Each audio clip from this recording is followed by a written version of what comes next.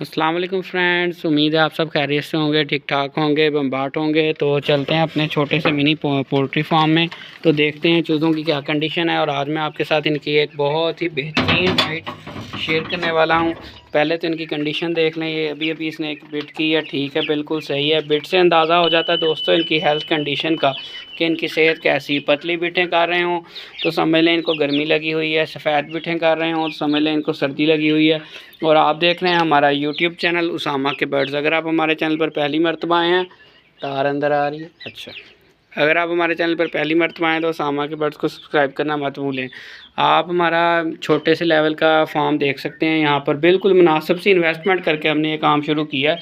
और आज हम बात करने वाले हैं, इनको देने लगे हैं हम पालक।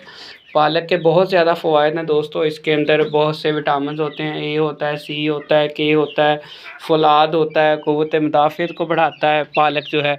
और इनके परों के अंदर ख़ासकर शाइन लाने के लिए पालक दी जाती है। इसके अलावा अगर आपके पास पालक नहीं है तो आप इनको कोई भी ग्रीन लीव्स, सब्ज़ पत्ते, शहतूत के पत्ते, गोभी के पत्ते या फिर पट्ठे जिसे हम कहते हैं, वो चीज़ें भी डाल सकते हैं। तो पहले मैं चलता हूँ, पालक को मैं ग्राइंड करके डालूँगा, क्योंकि अगर मैं वैसे ही डंडियाँ डाल दूँगा तो वो ठीक से खाएंगे नहीं, ज़ाया ज़्यादा करेंगे।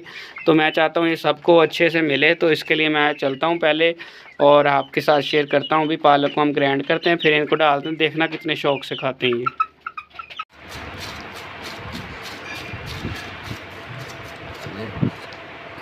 जी तो दोस्तों, ये हमारे पास कीमा बनाने वाली मशीन है, उसके ज़रिए ही मैं इसको कर रहा हूँ। आप बेशक इसको किसी भी मशीन से कर लें या फिर छुरी से इसके छोटे छोटे पीस कर लें। अगर आपके पास कोई ऐसी सहूलत नहीं है तो आप छुरी से इसको बारीक बारीक काट लें।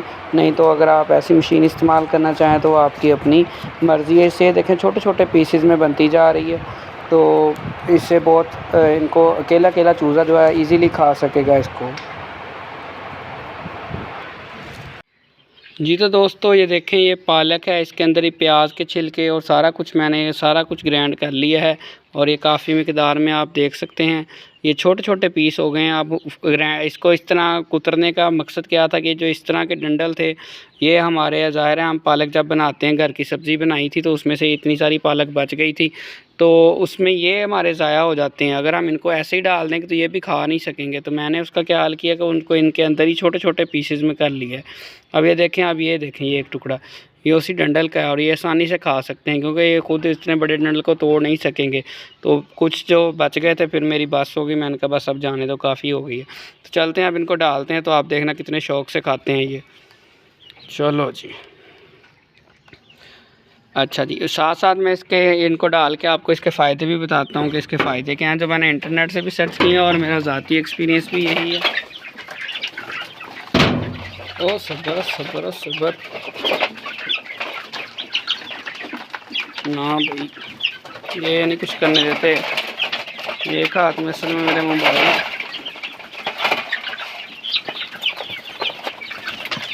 इनको ना मैं दो जगह डालता हूँ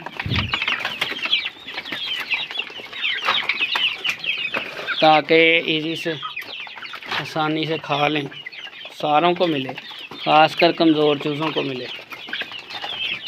चलो, मेरा काम ख़त्म हो गया। अच्छा, अब आते हैं जी अपने टॉपिक की तरफ।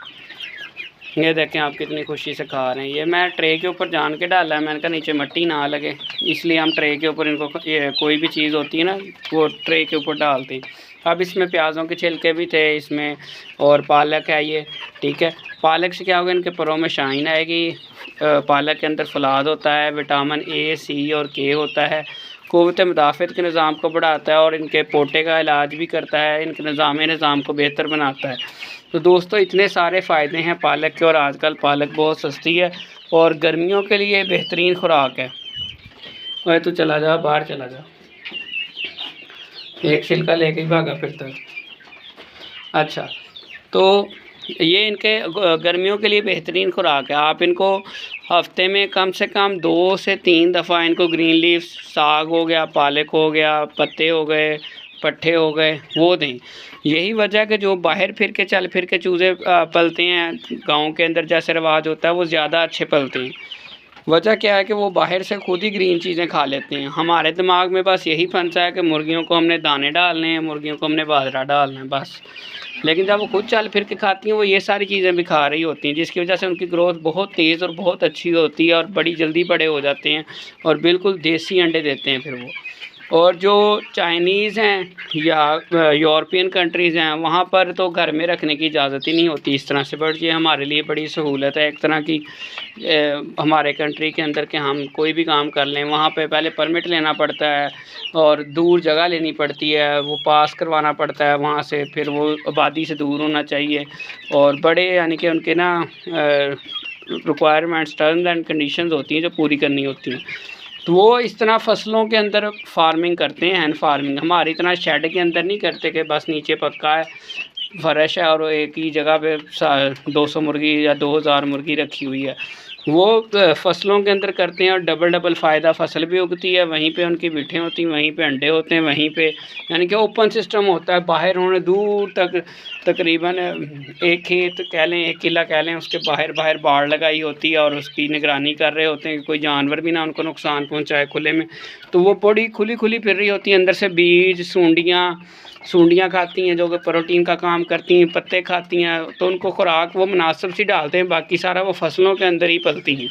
यानी कि वो अपने दिमाग का इस्तेमाल करके एक से ज़्यादा फ़ायदा उठाते हैं, एक तीर से दो शिकार करते हैं। अंदर ही उनकी फसलें बन रही होती हैं और फसलें वो रिसर्च करके उगाते हैं कि जिससे मुर्गियों जो है सारी फसल ही ना खा जाएँ। ऐसा मुमकिन ना हो कि वो सारी फसल ही ख़राब कर दें, वो वाली फसल बीजते हैं जो मुर्गियाँ भी खा लें, ख़त्म भी ना हो। तो इस तरह से वो फार्मिंग करते हैं। आप बेशक यूट्यूब पर ही लिख के देख लें, how Chinese do hand farming, इस तरह से आप लिखेंगे, या फिर how United states do farming, ठीक है। तो यूनाइटेड स्टेट्स का या जो भी उनका फार्मिंग्स है स्टाइल वो आपके सामने वीडियोस की शक्ल में आ जाएगा। तो वो ओपन एरिया में ज़्यादातर करते हैं, ओपन एरिया में और फील्ड्स के अंदर, फसलों में, ग्रीनरी के अंदर जो है फार्मिंग करते हैं। और उनकी मुर्गियां खुली होती हैं और वो लाखों की तादाद में मुर्गियां होती हैं उनकी। और वो गाड़ी चलाते हैं अंदर खुराक डालने के लिए, गाड़ी ट्रेन तरह एक बना है ट्रैक सा, उसके ऊपर बैठ जाते हैं और खुराक डब्बों में डालते जाते हैं। मुर्गियां इस तरह चल फिर के नहीं डालती क्योंकि उनका सेटअप बहुत बड़ा और वसी रकबे पर मुश्तमिल होता है। दोस्तों, आप भी अपनी मुर्गियों को पालक वगैरह गर्मियों में ख़ासकर लाजमी इन चीज़ों का इस्तेमाल करवाएं ताकि आपको इसका रिज़ल्ट अच्छा मिल सके, चूज़ों की ग्रोथ अच्छी हो सके और जल्द से जल्द आप इनको सेल करके दोबारा से नए चूज़े ख़रीद कर अपना थोड़ा सा प्रॉफिट साइड पे करके अपने काम को बढ़ा भी सकें। अगर वीडियो पसंद आई हो तो हमारे चैनल को सब्सक्राइब कर दें और इनका जो प्रॉफिट है आपके साथ इसी चैनल पर शेयर किया जाएगा। मिलते हैं इंशाल्लाह अपनी नेक्स्ट वीडियो में। दुआओं में याद रखिएगा। अल्लाह हाफ़िज़।